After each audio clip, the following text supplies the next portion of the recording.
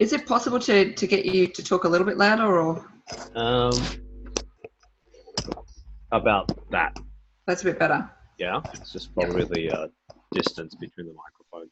that's all right. It's just that I've only turned on one air conditioner in this office, which is their box air conditioners, so Right, they're quite right. loud. Okay, no problems. Okay, I'll try and speak a bit louder as well. Yeah, much uh, appreciated. no problems. Okay, so I guess the first thing is Property Tree itself. It's actually one of our three softwares that we use for property management. We actually also have a software for hotel management, which is another training session. But hotel management is something that you might want to move into. So the first thing is resources. So everything that we're going to go through here is a very succinct version of Yep. Property Tree, and Property Tree itself has massive amounts of training, support, online resources, that kind of stuff, as opposed to our two cloud-based software friends, Yep. which we have to say the feedback for support isn't that great at the moment. Managed app never gets back to us, and then our property, well, takes Yeah. its time getting back to us. But having said Yes. that, look, we're trying to do something a bit different. So obviously they're trying to get disrupt the market. So I want to test them out a little bit. But having said that, all the software that you need for the resources is under here. We do have a few things at the moment. So all the property management stuff for Property Tree is here. Um, they've got a massive knowledge base. So if you click on here, you can then go to the knowledge base and you can type in any questions. They've got tons of stuff. I think their help desk is also quite good, which I'll show you in a second. And then obviously we also have access to Tika as well, which checks the database. All right, so here's Property Tree. So Property Tree, I'll give you an access to this in a second. So Property Tree itself is trust based, Yep. and we do have quite a few trust accounts around the country.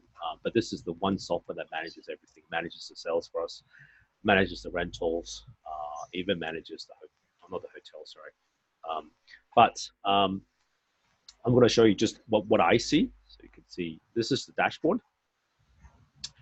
It goes through all the properties that we have in terms of arrears, percentage, all that kind of stuff. Our backend chases the arrears. This guy, for example, recently had to kick him out because of a police action, so that's okay. This one, for example, we've had to change for managed app. So in general, our rule is to keep this as low as possible, Yep. right? Obviously, people that are legitimate. Some of these tenants have just changed from managed app, so that's Yes. kind of okay.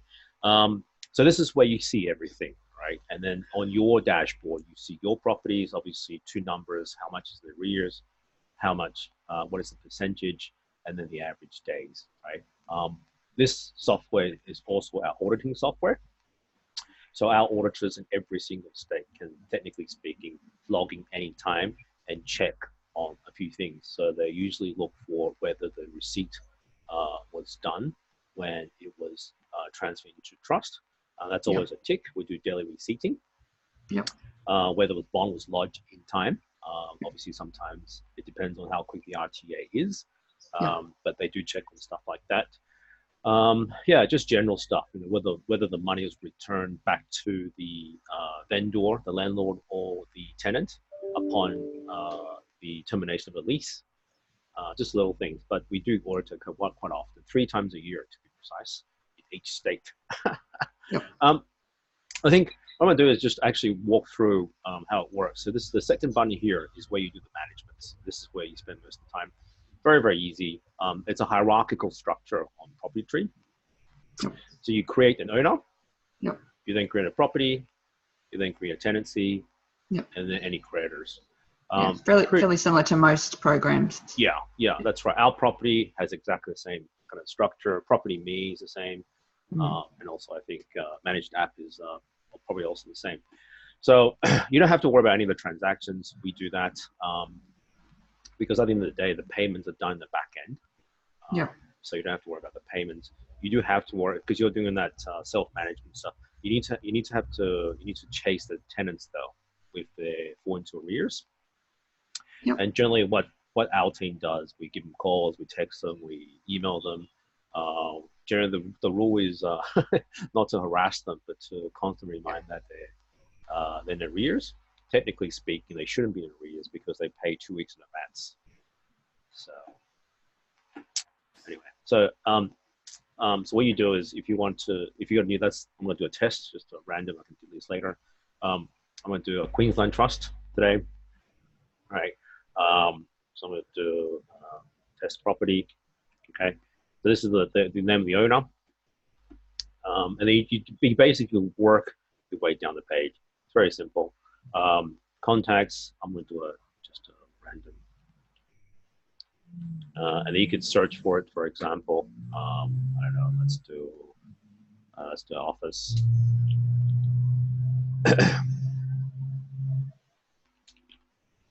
So it automatically pops up. Okay, and then just put some random phone. So phone numbers is important for texting purposes.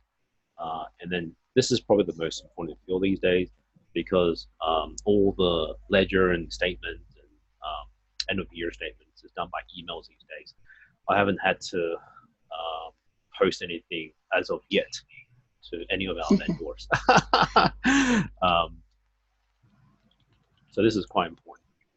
Okay, and then we always click this post by email. Yeah. Okay. Just a question. Yeah. Because you've got your properties that come across from a managed app, and that they would have a history in this financial year. Does Property Tree give you the ability to be able to alter the financial year statement to add those transactions so they have a full? Yep, 100%. Yep. We'll go through a bit later, but that's called adding credit.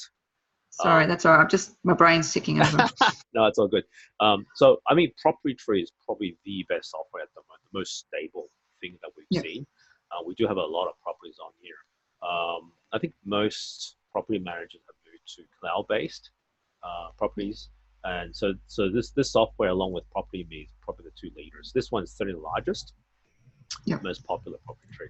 But yes, you can actually add credits manually onto a tenant's payment, which gives them credit. So that's what we've done. If they're moving across from managed app, then we've given them credits across. So that's anyway. So you can actually you can actually create another user on here. So usually this could be Gail, for example. So you may be able to log in, but every time we process the payments, you'll see those statements come across. This is great for invoicing because what happens on Property Tree is because you see the ledger from the owner, you multiply your commission split by the amount that we've collected, and basically that's your invoice. Yep. Okay, so it's pretty easy. So I usually put you put Gail in here if you want, and her email address, kind of stuff. So okay. So then comes with this, your owner, street, payment details. So here's something to take note of.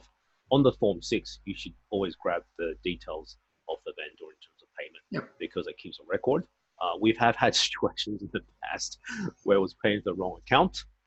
And this is why our insurance covers, but this is the mitigating risks. Obviously, have that in writing. I've had situations where people would text us the payment details, which I think it's it's pretty unprofessional. But I always say, look, get on a Form 6. That's what DocuSign is there for. DocuSign would have everything laid out, and if they don't fill in that particular column, the payment details, they can't move on to sign the lease agreement or the Form 6.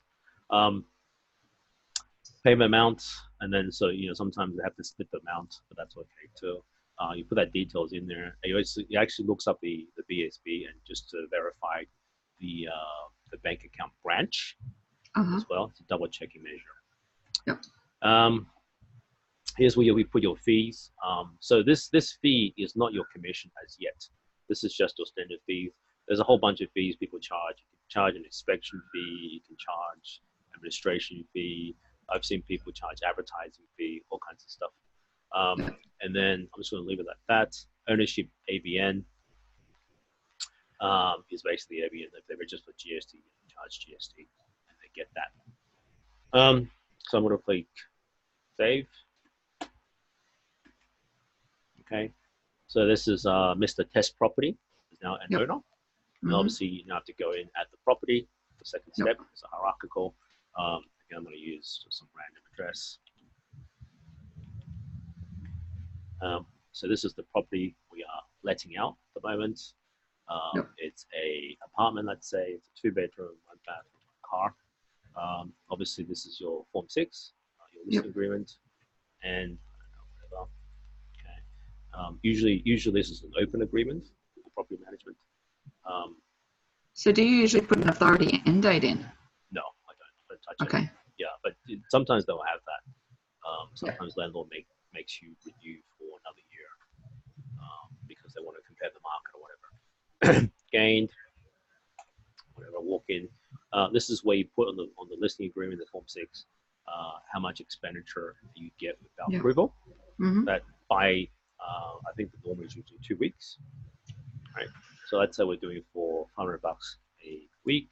Sorry, Paul, just to quickly change the subject. With Managed App, the owner who was on there, they had a wallet amount of $250. Is that going to get credited back to the owner? Yes. Yeah. Okay. That should come back. Yeah, 100%.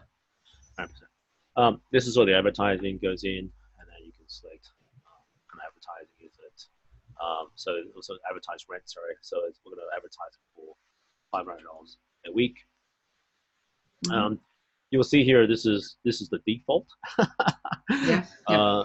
The reason why the default's so high is because we do a lot of rooming accommodations.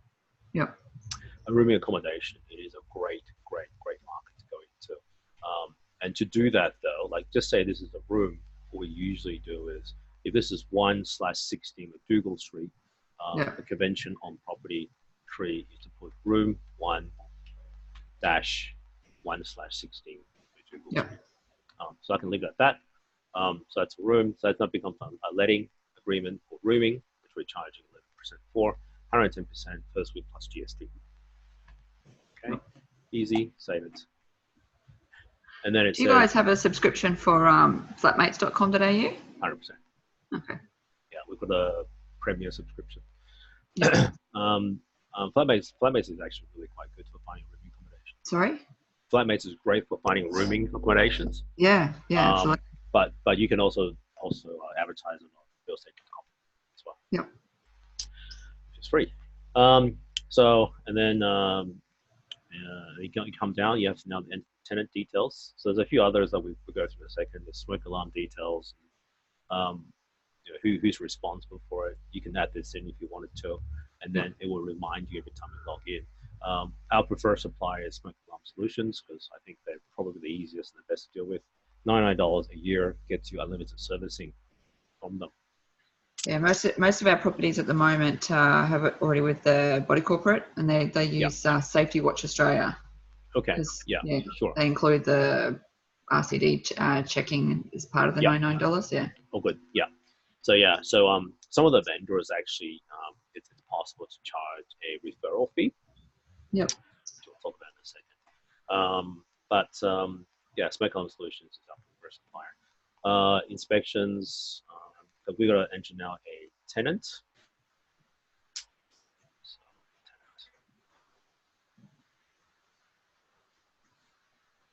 This is the room. Tenancy here. I'm on new tenant, right? The tenant lease is now signed, right? And the contact details first, John Smith. So obviously this person lives there. Contact information, whatever.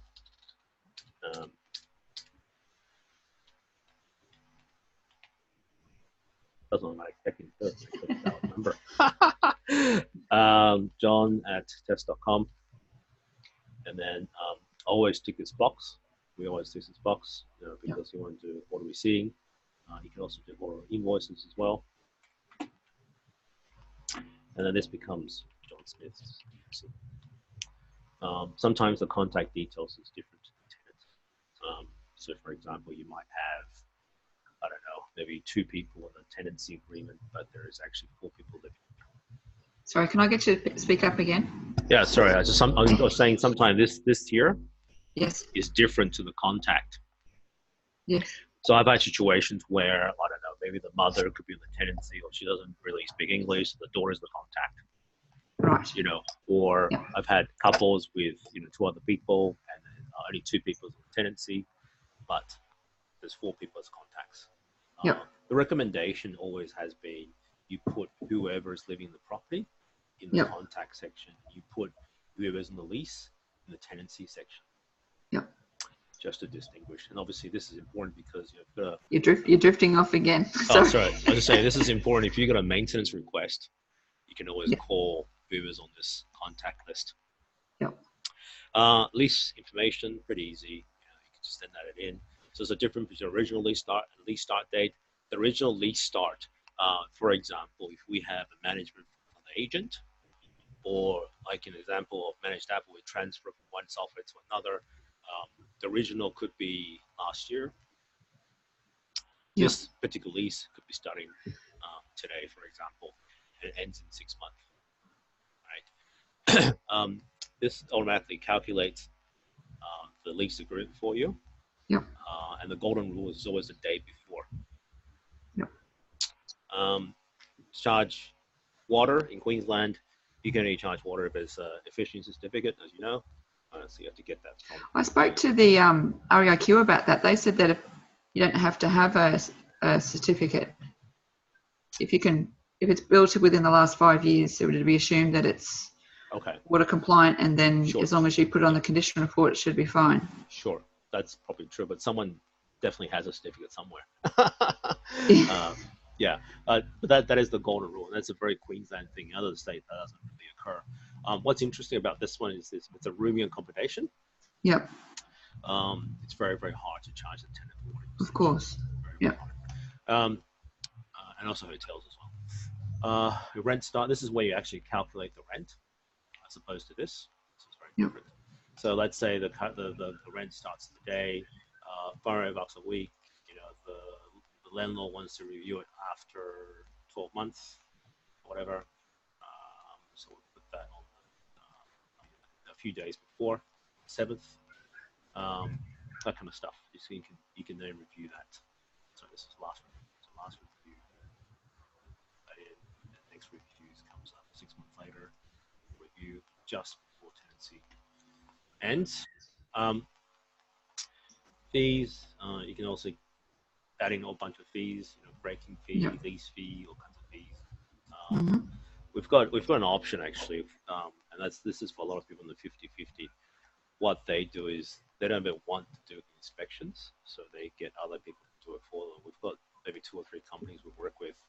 I think the rate is about $50 an hour, and they charge the agents $50 an hour to do inspections for us. And it's done professionally too, so you can put that on there as well. They can then obviously charge that to the landlord. Bond, obviously usually 4 weeks, so usually residential bond. We can do commercial leasing as well in the software, by the way. Usually 4 weeks, what's that, $2,000 a week.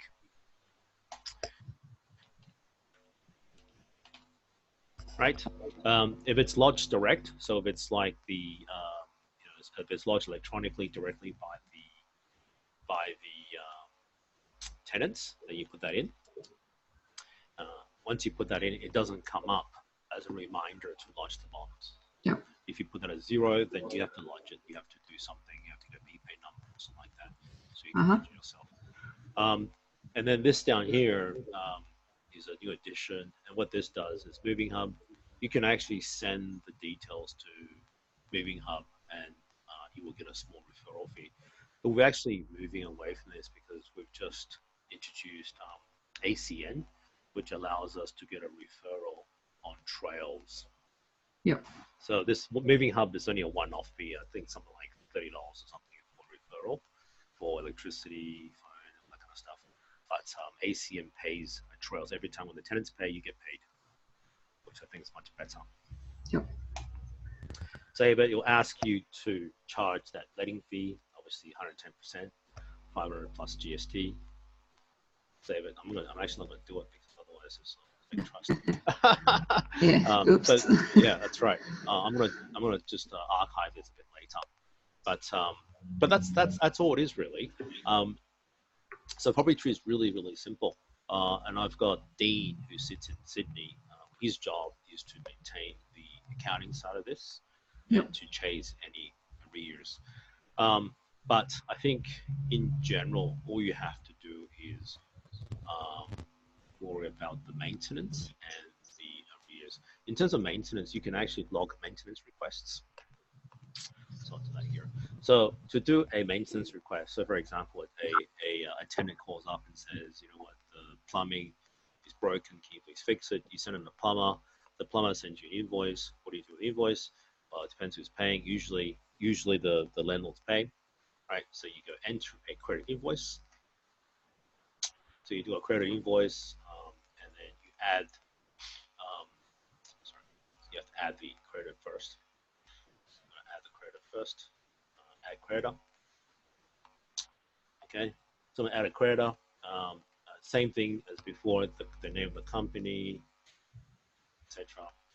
Company name, ABN, bill number is using BPay, the address of the plumbing company, the phone, the email, etc. Okay, the contact person of that company, so usually maybe the plumber that did the work, or maybe a director, company, same thing. So this is very important. On the invoice, you usually got a BSB and account number. You have to put that in. Okay. Yep. And then you click save, and then the company gets generated. And then what you do is you come back here. You will then want to enter this credit invoice into the property. So I'm going to do that. So I look for. So we've just had one done recently. This is in Sydney. This is one of the properties that we've managed in Sydney, in Balgowa, for example. A lot of invoices we've done. So you add the name of the. So I'm going to type it in, Manly Locksmith, whatever. Right. So this guy, did something recently, for us. Property address. So I'm going to save it. So we manage quite a few apartments in that complex. Here, blah blah blah, and then you enter the description. So you copy and paste from the invoice the description details. Open, lock, or fix toilet, plumbing, whatever. Invoice number, due date, what type of maintenance request was, blah blah blah. Put that in, and then put in the number, and then attach the invoice here. Yep. And what happens twice a month is the landlord or the tenant, depending who's paying, will get a copy of this invoice that you've dropped onto here, and the amount obviously be paid from trust. Okay. That's how you do creditors. The other thing is, I think what you have to know is also the giving credits to a tenant. That's also quite an important thing.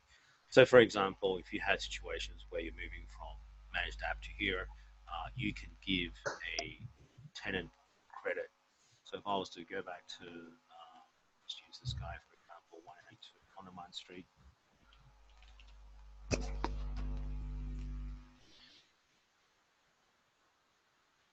Yeah. And then this guy is the tenant.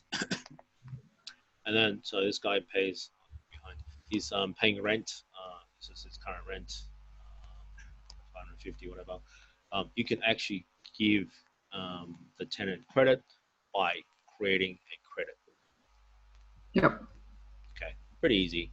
And this gives him credit for the money he's paid elsewhere or whatever. Sometimes the landlord gives a discount to the tenant for broken lights or broken toilets, all that kind of stuff.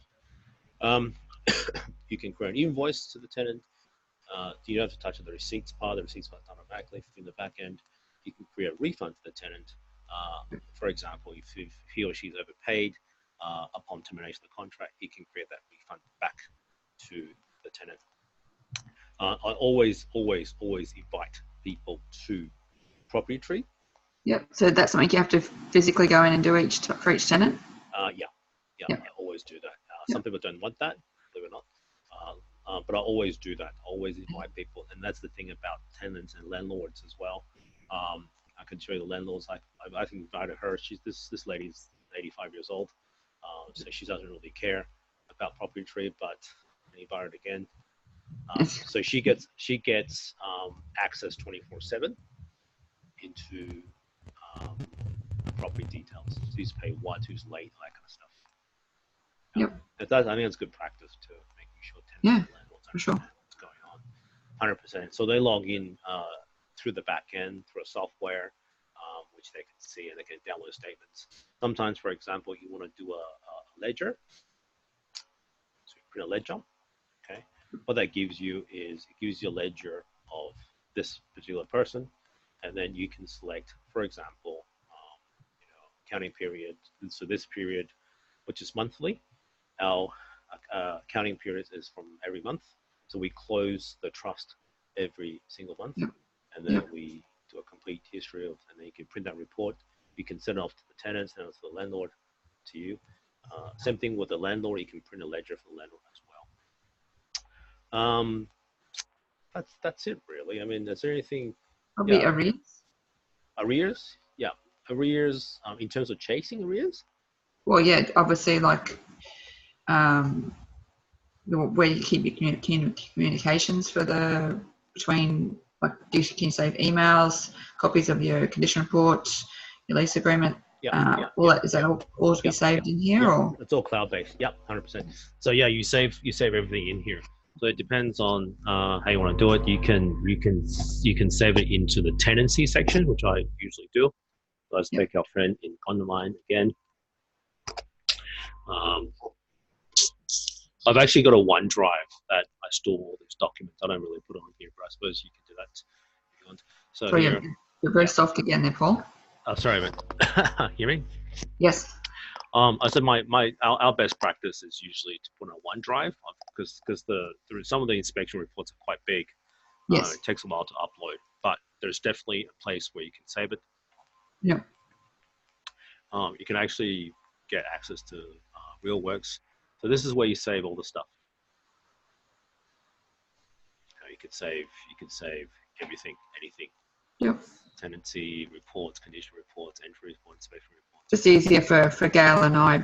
Using the cloud-based. Yeah. So some of our condition reports over 20 megabytes. It'll take a while to upload. I don't take that many pictures, to be honest, Paul. Good. It's good. Yeah, I've heard at QCAT they look at more the writing. They do. Description than the pictures. Yeah. You can take 1,000 pictures, but I mean, seriously, the next person is usually a different property manager. That's correct. Doesn't even know what the picture is of. Yeah, that's right. Yeah, I've got another property manager in Brisbane. She has exactly the opposite view. So her condition reports are crazy. They're like 20 megabytes. She comes up with maybe 200, 300 pictures per property. Anyway, really overkill. Yeah. It doesn't matter. I mean, it just depends on what you want to do. But the idea is not to get yourself involved in QCAT. What else is there I can tell you about Property Tree? Just like running an arrears report, like doing your forms from there, or? Yes. So that's run from the dashboard. Yep. So you can do that through the dashboard, or you can do that through here. Actually. Using leases and stuff like that. Yeah. You can click on the actual arrears itself. You can also create an inspection report as well. Yep. So you can see, which it actually comes on the dashboard. Today you go inspect this property, that kind of stuff. But for you can do transactions, you can do communication history. But for arrears, you do this. So you can actually create arrears reports. Okay. So just click on here, and it comes up with all the arrears that you have at the moment. And then you vacancies as well, county as well. Vacancy you need filling at the moment, and you just go through them and then find the vacancies. Okay, support. Property Tree is actually really excellent at this because it's been in the game for a long time. It's probably the oldest cloud-based software out there. It's got really great training. It's got a live chat which you can use, and they always respond pretty promptly. Yes. So this is still our preference for all properties at the moment. We are experimenting with other property softwares, but this is still the best. It's those video libraries. There's just tons and tons. I've lost you again. Oh, saying there's tons and tons of stuff you can go through in terms of training. Yes. Yep. Yeah. So there's, but you don't have to worry anything about any financial year and all that kind of stuff. So we do that all for you. Yep. Your primary job is to chase arrears and to do the maintenance. That's it, really, and inspection, of course. And yep. So it's really not that hard because we are handling all the back end work. The trust receipting, the accounting, the daily reconciliation. Like I said before, I don't mind all that, Paul. That's You don't mind the reconciliation? It's a bit of a pain. No, well, that's sort of kind of my background, really. Right, so. right. Yeah. Reconciliation sometimes takes a while. And sometimes, I don't know if you know, but there's a lot of unknown funds sometimes. Money comes in, but you have no idea where it's from. You have to find out the end of the month. Kind of stuff. I remember the days when we used to do it manually before computers. Wow. Yeah. So people make a deposit at the bank or cash. Well, everything was cash. Yeah. This is before electronic transfers. We used to have to do all of our ledgers manually and. Yes. Wow. Yeah. Like literally writing down the receipts. Yes. Oh my yes. Or going to the bank every day, depositing thousands and thousands of dollars. Yeah. Yeah. No, I've heard stories about that. So yeah, it's a lot easier than it used to be. Yes. But I find that when you've learned how to do things manually, it's easier to try and find the errors in the computer. Of course. Because you understand the science behind it, really. Yeah. Of course. But as you get bigger, if you got 700 properties or 800 properties or 1,000 properties, it becomes a bit harder with manual. Yeah. So this is where this comes of course. in. Yeah. But just to give you an idea, the reconciliation for this software takes a while. Because imagine how my accountant sits there and he literally has to go through the accounting line by line. And there's a little software that we use for reconciliation. But even that takes a while because there's so many transactions on all these different trust accounts. How many properties? Have you got 700 properties on here, have you? Maybe a bit more, yes. Sorry? Maybe a bit more than that, yes. Oh. There you go. It's quite a few. Yeah, well, look, it's building up the property management side. But yeah, I think you could be assured in the back end, our accounting department will do a good job. Yeah. We do within 24 hours of receipted. Yeah. You just have to make sure in the front end that the tenants and the landlords are happy. Yeah. But yeah, it's usually done twice a month. Yes. And if you want to do it weekly, you can. It's just that you just have to let us know when you do it. You can run a report. Yep. And obviously, we just have to upload the AVA file for you. Yep. Yep. That's it, really. And then deposit-wise, right? Because I think what we're going to do is you're going to have your own e-service account with RTA. Yes. So we'll just do the same thing. If you could just transfer us the BSB number and the BPay number, reference number, we'll just do the transfer. Yeah, we've got one bond at the moment that we've received a reminder that it hasn't been transferred, but we never received the original BPay details. So I'm going to follow that up this morning. Oh my goodness, that's the RTA for you. They send a reminder, and then they haven't actually sent the original. Yeah, that's the RTA for you. Last time in our audit, I think it was a few months ago, our accountant picked this up. He said your bonds are getting lodged too late. Yeah. I said by how many days? He said probably like 10 days delay. The problem is it takes 10 days just for the RTA to come back to you. Yeah. It's crazy. Yeah. Anyway. Well, of course, you had to be able to prove that you'd received their email saying we've received your upload, and that's correct. Yeah, that's correct. That's correct. Yeah. But yeah, our accountant kind of generally understands that. It's more you've actually transferred the payment. You haven't transferred it into a business account or something. A little more work, I guess. But yeah, but that's fine. Now that sort of we're going to get on top of the trust account sort of software side of things, I think things will run a bit more smoothly for us. Yeah. So we've got our house at Taunton, sort of now they're trying to rent that, and Gail's been speaking to a few other great people about multiple management, so it's great. Excellent. Yeah. I think for the time being, because I've had some good and bad experiences with managed app. I get what they're trying to do, and it's kind of innovative, kind of different, kind of cool. I also get our property as well. But I think if you want to make sure everything's smooth and everyone's happy, stick to Property Tree. Yeah. Yeah, Of course, we're happy to look at our property once they've ironed out a few of their problems and that. But yeah, definitely. But I would like to probably, if they've ironed it all out, I'd probably like to maybe see out the financial year with Property Tree, and then maybe start a fresh new financial year. That's a good idea. That's a good idea, because our property takes out the receiving side, which is really quite cool. It has been trust free though. We've found there's been some problems, like maintenance isn't great at the moment because we don't have any money to pay it with. If the landlords don't pay it, we get chased. We don't have control of the payment maintenance side of things. Yeah. Which is an issue sometimes because they don't understand, because they think we have the money in the trust account. We don't. No. Speak to the landlord. And sometimes the landlord doesn't want to be bothered with this with maintenance issues. No. So it's something we have. But that's up to your property manager to have that communication with the owner, so they understand their level of involvement. 100%. Yeah, a lot of landlords actually don't like trust-free accounting. A lot of landlords are not used to the fact that they don't get a statement; they have to log on, because all the other properties is with either Property Tree or Property Me. If you do something a little bit different, they don't really appreciate that. In fact, we get complaints about that. Where's my money? Well, the money is actually not from us. It's actually from a company called PromisePay, which is managed by Managed Apps. Well, that's the owner who we just had with Managed App was probably not happy about not receiving statements. Because again, because traditionally with his properties, he's always received statements. So that's right. Yeah, it's a mentality thing. They don't like things to change too much. That's right. Yeah. So my suggestion, I think, I've been saying that to all the property managers to stick with Property Tree for the time being. Yeah. Even if our property management app gets up to speed with its bugs, I think still the mentality out there is still stick with traditional software. But look, we're covered with your insurance with this. 100%. So I'll show the insurance. Yeah, 100%.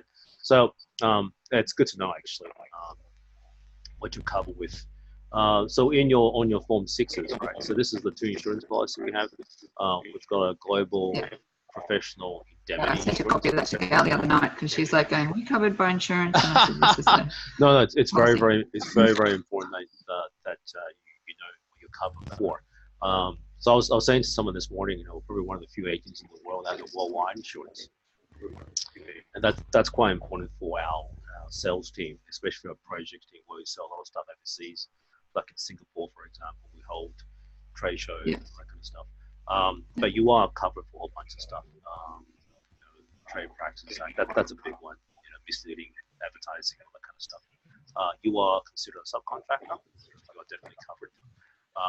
But even things like this, which I was quite surprised, you get covered for fraud and dishonesty. That's amazing. But I'm sure you've heard the horror stories. Like, in fact, it was a lot easier, of course, when tenants paid cash. I've heard some terrible stories where property managers have defrauded trust accounts and. Oh yeah, it happens all the time. It happens all the time. In fact, half my time is spent doing auditing. I get audited all the time by people. So this is another one you just have to be aware of. We've got a $20 million AIG insurance policy for public liability as well. So just. How does that work with the Form 6 being in our name? Is it the agreement that Gal signed with you that ties us? Yeah, you just have to put our name somewhere. You have to say, look, your property, your company name in conjunction with us. It's always good to put two. So the agreement that Gal signed with you is almost like the link is there, or? Yes, it's like a subcontract agreement. Yeah. But it's always best practice is always to put our company name somewhere because we are definitely covered. We've got the insurance for it. If something happens, then we can always say, look, If something happens, though, not that we're expecting anything to happen, but I like to make sure that we've got everything covered. 100%. Yeah. Here's another tip, right? Something does happen. What the advice from our lawyers is always don't reply or don't say anything, and just forward that email or forward that complaint to us, and then we will forward to the insurance lawyers, because the insurance lawyers will deal with it. There's a few common examples. Things like an agent was showing a property, misrepresented the property, the tenants moved in, got really annoyed, and then moved out without paying more rent because this particular tenant claimed the property manager misrepresented the property, said had a pool, there's no pool, all that kind of stuff, right?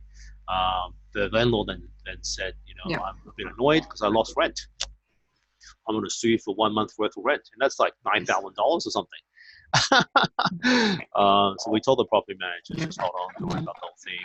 We'll speak to our insurance lawyer. The insurance lawyer worked it out with his lawyers, with the landlord's lawyers, and we still have this guy on the books at the moment, which is pretty incredible. We had to change property managers though. That's just a few examples out there. Okay. Yeah. Cool.